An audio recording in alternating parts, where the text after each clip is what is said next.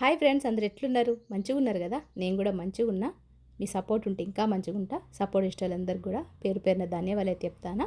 ఇక్కడైతే పిల్లలైతే స్కూల్కి వెళ్ళిపోయారు. ఇది వచ్చేసి సోమవారం రోజు. కానీ ఈరోజు సోమవారం ఏమేం జరుగుతుంది ఇంట్లో అనేది ఈ వీడియో షేర్ చేసుకోవడమే కాకుండా కనుమ రోజు ఏం జరిగింది ఏందనేది కూడా ఈ వీడియోలో షేర్ చేసుకుంటా. ఇంకా సోమవారం అయితే పిల్లలైతే మా ఆయన ఆఫీస్కి వెళ్ళిపోయిండు. పిల్లలు స్కూల్కి వెళ్ళిపోయిన తర్వాత ఇంకా ఇంటి పని వంట పని అయితే చేసుకుంటానా. ఇక మా ఆయన అయితే ఎగ్స్ తీసుకొని వచ్చిండు. రేషన్ కూడా అయిపోయి ఉండే, ఆ రేషన్ కూడా తీసుకొని వచ్చిండు. రేషన్ సామాన్ ఎంత అయింది ఏందనేది కూడా మీతో షేర్ చేసుకుంటా. ఇంకా అంతేకాకుండా ఇంకా బాసన్లు గిన్నెలు అవన్నీ ఉన్నాయి. ఇక మనకు పిల్లలు ఉన్నంతసేపును పిల్లలు అయ్యో స్కూల్కి వెళ్తే మంచిగుండు, స్కూల్కి వెళ్తే మంచిగుండు అనుకుంటాం. ఇక స్కూల్కి వెళ్ళిపోయిన తర్వాతను అయ్యో స్కూల్కి వెళ్ళిపోయిన తర్వాత ఇల్లు అయితే బోసిపోసి అయిపోతుంది. ఇల్లు అయితే సైలెంట్ అయిపోయింది అన్నట్టు. ఇక ఇంటి పని వంట పని ఇక నా మాటలు నేనే మాట్లాడుకుంటాను అన్నట్టు. ఇక్కడైతే వాషింగ్ మిషన్లో బట్టలు వేసిన 2 రోజుల కిందటే వేసిన. మళ్ళీ బోసు బట్టలు అయితే పడ్డాయి. గిట్లయితే ఉంటుంది. ఇక పిల్లలు ఉంటారు కాబట్టి పిల్లలు పొద్దున్న సాయంత్రం వరకు 2-3 జతల డ్రెస్సులు అయితే తిప్పుతూనే ఉంటారు, వేసుకుంటూనే ఉంటారు. గట్లయితున్నది. ఇవాళైతే పొద్దున లేవగానే నేనైతే మార్నింగ్ బ్రేక్ఫాస్ట్ అయితే పిల్లలకి ఏం చేయలేదు. టమాటా కర్రీ చేసిన, అది షార్ట్ వీడియోలో పెట్టిన, మీరు చూసే ఉంటారు.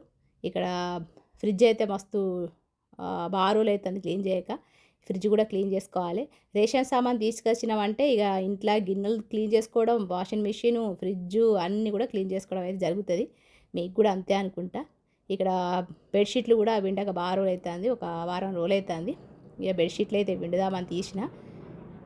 ఇంకా ఇవాళైతే అంటే కనుమ రోజు మేము ఏం వండుకున్నాం, ఏమేం కర్రీ చేసుకున్నాం, ఎక్కడికి వెళ్ళినాం అనేది కూడా మీకు ఈ వీడియో షేర్ చేసుకుంటా. బాగా రోజులైంది కదా బ్లాగ్ పెట్టక, అందుకని చెప్పి బ్లాగ్ అయితే పెడతాను. అంటే వీడియో ఏం పెట్టాలి, కుకింగ్ వీడియో పెట్టానా బ్లాగ్ పెట్టానా అనేది అర్థం కాకుండా అయింది అన్నట్టు. ఎందుకంటే ఫస్ట్ సపోర్ట్ అనేది ఉండాలి కదా. ఏ వీడియో పెట్టినా కూడా మన ఇంట్లో వాళ్ళు కూడా మన కుటుంబ సభ్యులు కూడా మనకు సపోర్ట్ ఉండాలన్నట్టు. ఒకరే సపోర్ట్ చేస్తే మనం ముందుకైతే పోలేం కదా.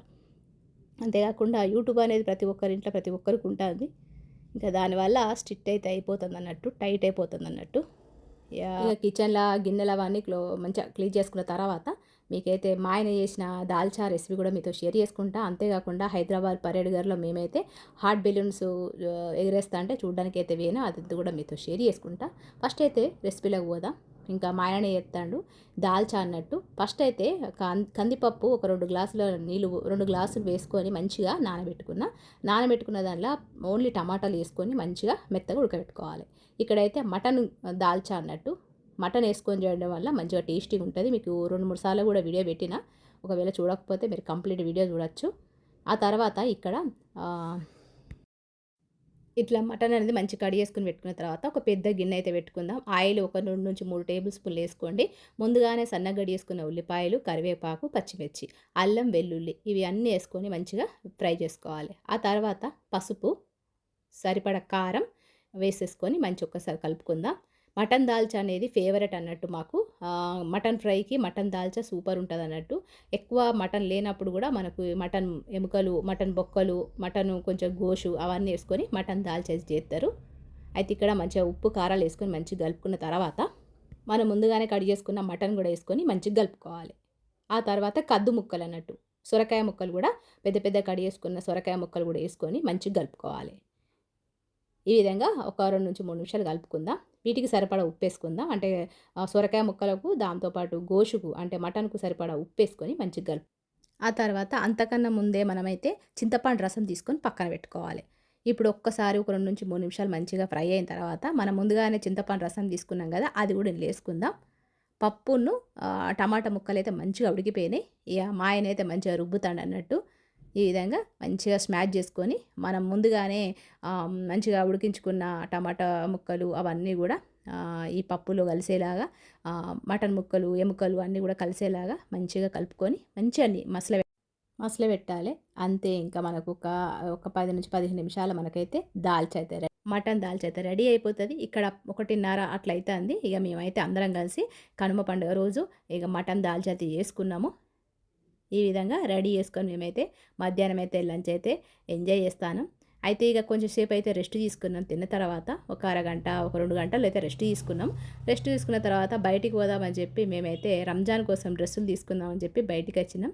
బయటికి రాగానే మాకు పరేడ్ గ్రౌండ్ దగ్గర మాకైతే హాట్ బెలూన్స్ అయితే కనబడ్డాయి.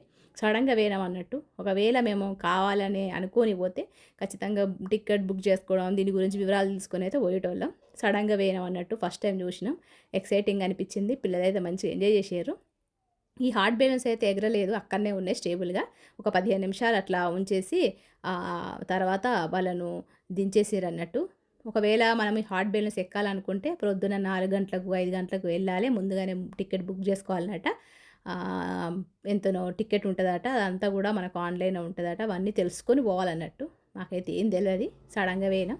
అయితే ఇక పిల్లలకు రంజాన్ కోసం బట్టలు అయితే తీసుకున్నాం, షాపింగ్ చేసినాం. అట్లనే ఇవి ఎంజాయ్ కూడా చేసినాం. అంటే ఒక సంక్రాంతి రోజు మేము ఈ పరేడ్ గ్రౌండ్లోనే ఫ్లయింగ్ అనేది గేమ్ ఉండే, అది కూడా అయిపోయిన తర్వాత పోయినాం అన్నట్టు. అట్లా సడన్గా పోవడం, సడన్గా అన్నీ జరిగిపోయినాయి. మొత్తానికైతే ఎంజాయ్ చేసినాం. 2 టైమ్స్ పోయినాం. సంక్రాంతి రోజు పోయినాం, కనుమ పండుగ రోజు పోయినాం. ఈ విధంగా మొత్తం ఎంజాయ్ చేసిన తర్వాత ఇక నైట్ వచ్చే ముందు బయటనే రెస్టారెంట్లో తినేసి ఇంటికైతే పోయినాం. ఇంటికి పోయేసరికి ఇంకా 11 అయింది. ఇట్లయితే జరిగింది కనుమ పండుగ రోజు. అయితే వీడియో మీకు నచ్చింది అనుకుంటానా? నచ్చితే లైక్ చేయండి. ఇంకొక మంచి వీడియోతో మిమ్మల్ని కలుస్తా. ఉంటా మరి. నమస్తే.